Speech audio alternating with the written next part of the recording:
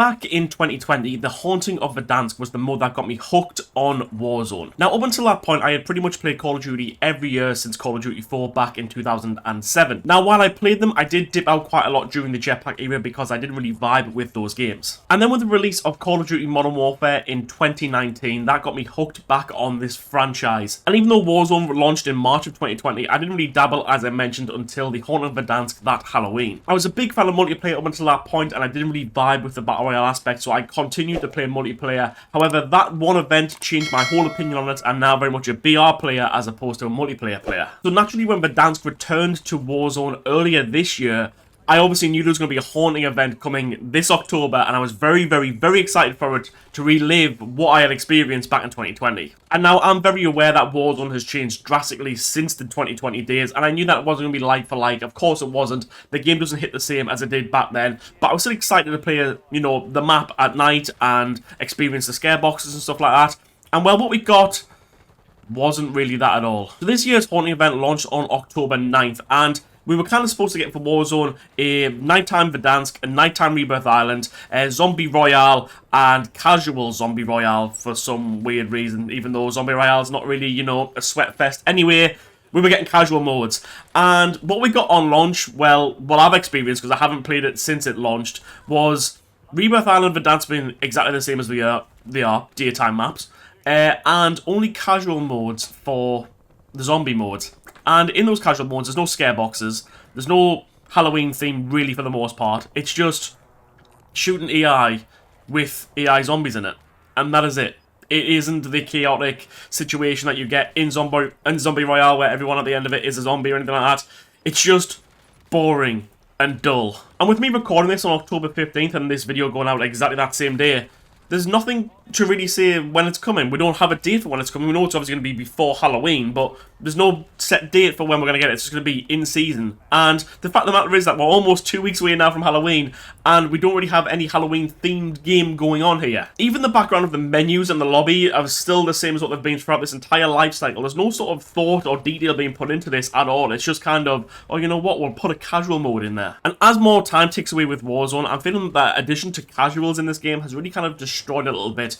They obviously didn't want to drop the SBMM, which was a problem, even though they have now done it for Black Ops 7's multiplayer when that comes out. So hopefully we kind of see something similar in Warzone. That's what they haven't wanted to do with it. So instead they just launched a casual mode where you just shoot a load of AI. And that was fine, I think, when it released for Verdansk, when you just had sort of, casual quads and that was it, and it didn't replace anything. But then obviously casual solos came out in Verdansk, and that replaced solos for a little bit in the actual player list. And then we got casual Rebirth. And now if you look at the actual menus in Warzone, right now you've got casual Rebirth zombies at the top. You've then got casual Verdansk zombies. You've then got casual Resurgence, and then casual Battle Royale, before you even get to the actual public playlist where you actually play player versus player. Like, why are those modes not at the top and the casual ones lower? I don't get why we're trying to push this on the audience. And the whole thing's got me concerned for this game that I once knew and absolutely loved. And to be fair, I'm playing very, very, very little Warzone nowadays. I'm playing very, very little Call of Duty in general nowadays.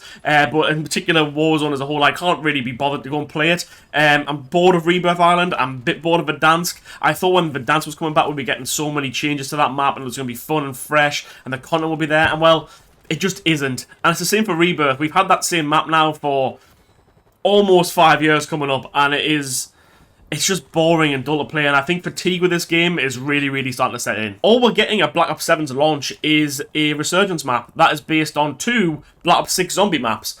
And don't get me wrong, I've enjoyed playing Black Ops 6 Zombies. I've enjoyed playing Liberty Falls in particular, which is one of the key maps in this Warzone map. But I don't want to play Warzone on it. I want to play something different. And the only reason I've kind of played Liberty Falls is because, 1, it's easy to level guns up, and 2, it's easy to camera grind on it as well. And I've seen some people say that Rebirth Island's based on the Call of Duty Zombies map, so that's worked, so this one might work as well. Well, Rebirth Island, for the most part, is based on Alcatraz, which is an actual real-life place that actually intrigues quite a lot of people due to the history of it, and a lot of people go and tour it every year. There's a difference between basing a Call of Duty map on a real-life place and basing it on you know, just a made-up zombies map. I hark back to the days of Call of Duty 4, where you play missions in Pripyat, which is obviously the town near Chernobyl where the nuclear disaster was. Those missions captured my attention so much that I wanted to learn more about the Chernobyl disaster, purely because we were playing in a real-life location. It's a bit different from just saying, you know what, here's a zombies map, now go play Warzone on it. And obviously the community hasn't played this map as a whole yet,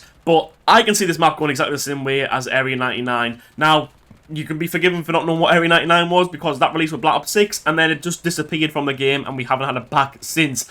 Also, the only people who have played it are the sort of, you know, Call of Duty content creators who played it at COD Next, and I've never seen anyone rave about how good this map is. And because it's probably a safe bet to assume that this map is not going to save Warzone in the slightest, we're then going to be stuck with Verdansk and Rebirth Island again. And even though Verdansk is getting some updates, it's getting 2 POI changes, one of which we've already had before.